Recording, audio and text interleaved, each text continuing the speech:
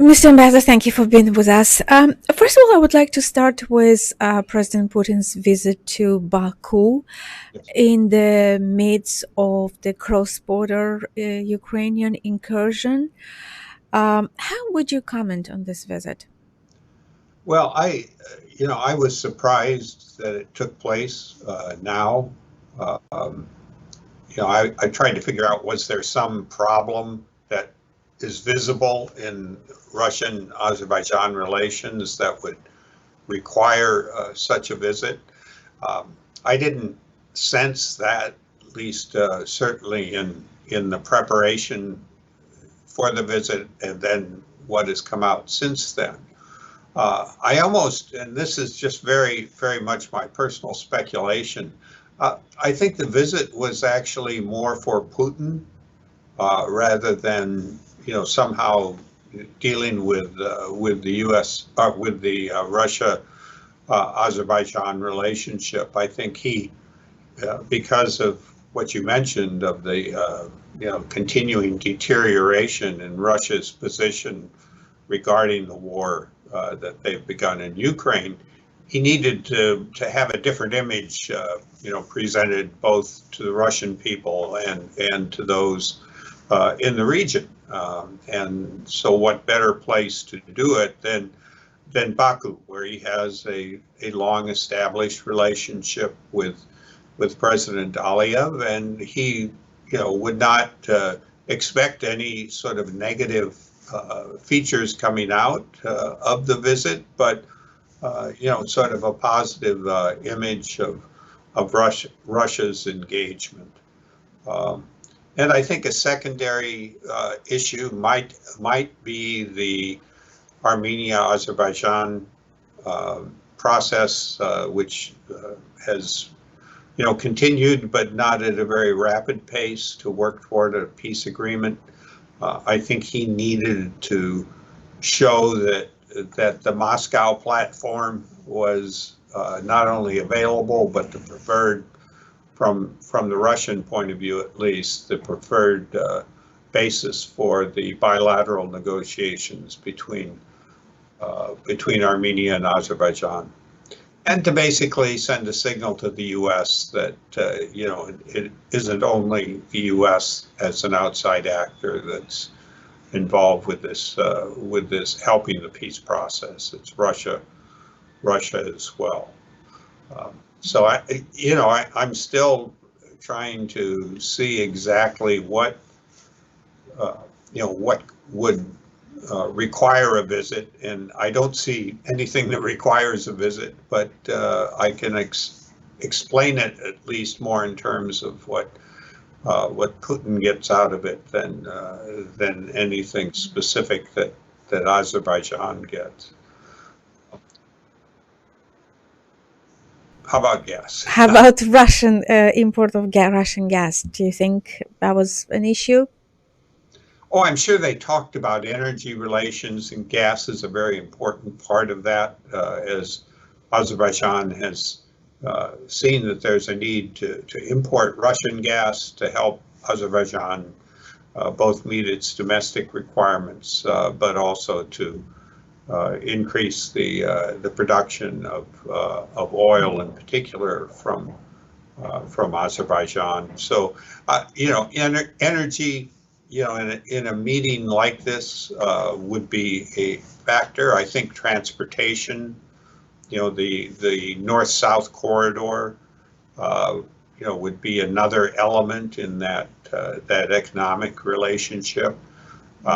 But both on the energy side and on the north-south route, there really weren't any problems to begin with.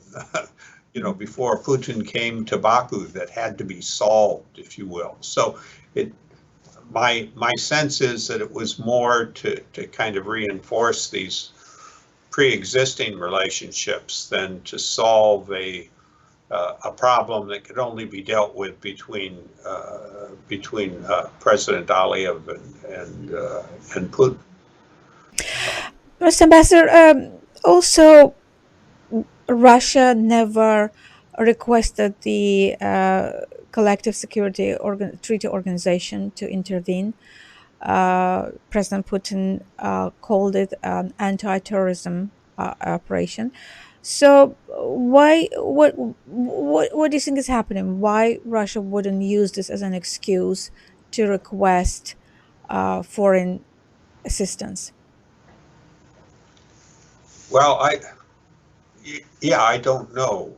Um, in terms of Ukraine, I'm not sure what he would expect President Aliyev to do. Um, Azerbaijan is trying to walk a very difficult balancing position, not to offend Russia, but continue to provide what economic support it can to Ukraine, primarily in the energy area. So I'm not sure what the expectation would have been that would have been applied for Azerbaijan and not to other members of the CSTO. I think what was interesting, and I don't know whether this was specifically discussed, but there's been this announcement which seems to have been confirmed that Azerbaijan will join the BRICS or apply for membership in the BRICS. That would be, something that would help, Russia's international image, because the BRICS have become for Russia, kind of a counterweight to the EU and other orientations that Azerbaijan could take toward Western relationships. So I think that would be one to watch more, almost more than the one that you mentioned, just because, it's something that Azerbaijan can say, well, we're moving, eastward, and our relationships with the rest of the world are changing, and applying for BRIC membership, and to do it at the same time that Putin has been, either, I don't know exactly when the announcement was made, but at least it was made within a day or two of Putin's visit. So I think that's a more significant aspect, I think. So what does it tell about the Azerbaijan? I'll say it again. Mr. Ambassador, what does it say about the Azerbaijani leadership? I mean, the countries are trying to avoid meeting Putin and his cabinet members, but Azerbaijan not only invites, but invites for a state visit to Azerbaijan. Does it say anything about the leadership of Azerbaijan? Even if it does, what is it? Well, I think President Aliyev is in recent months, let me put it that way, has been very confident in expressing that Azerbaijan will follow an independent foreign policy, and that is going to include not just dealing with Washington or not just dealing with Brussels, but maintaining and possibly expanding relationships with Russia. And I think the more that the U.S. and others press Azerbaijan both on, moving more quickly on the peace process with Armenia, but also human rights and, violations of freedom of expression, Aliyev will feel more comfortable and want to project an image of being close to Russia as a partner that is more reliable for Azerbaijan and will not be as difficult, I think, as the U.S. and Europe have been up to this point on human rights issues.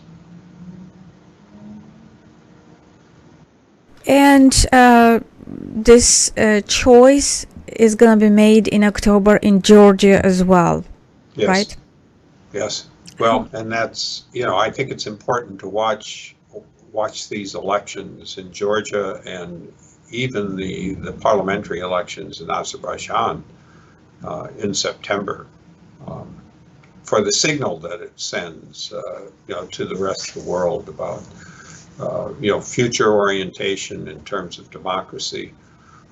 It's sad to see what's happened in Georgia, because I think for those of us certainly involved in U.S. efforts in the South Caucasus, we always regarded Georgia as a country that had made its own decision about its orientation in a pro-Western direction. Uh, and now I think that's uh, open to question, sadly. Ambassador, how would you comment on the ongoing election campaign in United States? The DNC is continuing. What does it mean for foreign U.S. policy? How is it going to affect the region? Yeah, that's a question. A lot of people who are, involved in either academically or in terms of diplomatic service in the United States. What will there be a difference depending on the outcome of the election? I think and this is just personal speculation on my part.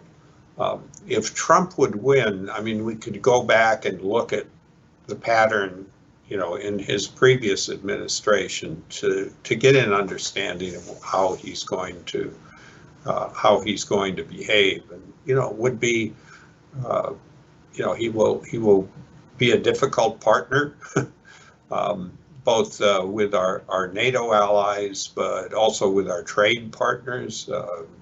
He's basically announced he's going to be very aggressive in terms of tariffs, so that could have an impact on countries like Azerbaijan. I don't know what it says about U.S. engagement, in terms of supporting Armenia and Azerbaijan in the peace process. But it will be. I I don't want to say a kind of a rerun of the first Trump administration, but a lot of the people who have been involved, who were involved then, are going to be involved now. So look at that pattern as kind of an example. If Harris, the vice president, wins, you've got a question to answer. Is it simply going to be a continuation of the Biden policy? And if so, that will be kind of a willingness to get involved in helping countries, particularly Armenia and Azerbaijan, reach a peace agreement. Phil Gordon, who is her key foreign policy advisor, I don't know, whether he would be necessarily the key person in a now President Harris administration, but he has very strong, I won't say traditional views, but certainly views of supporting the NATO alliance, working with our allies to solve problems. There may be less of a willingness to push as hard in terms of U.S. leadership on some of the issues relating to human rights and all. I don't know that, but it is possible that could change.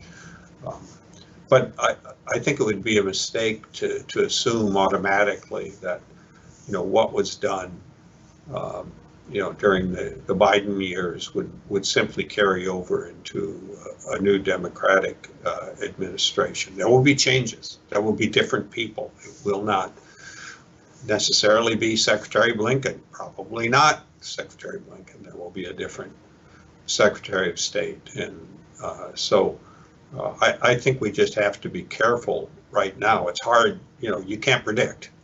You can't predict until, one, the election takes place, and two, you begin to see who are the key people who are advancing U.S. interests.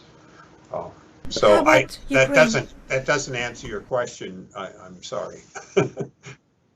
How about Ukraine? How about support for Ukraine? How that is going to be affected?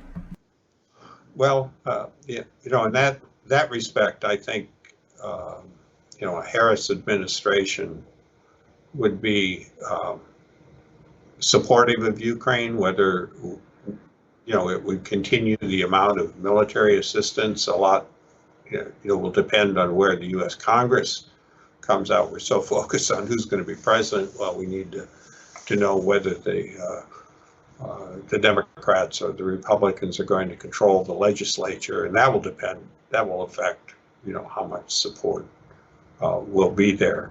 I'm not sure where Trump is now on Ukraine, but I can't imagine that he would just, if he were elected, he would continue the strong support that we've seen thus far from a Biden administration. So it's the relationship with Russia will change. If it's a Trump administration. But how much, it's hard to say. Mr. Ambassador, thank you very much indeed. Okay, thank you.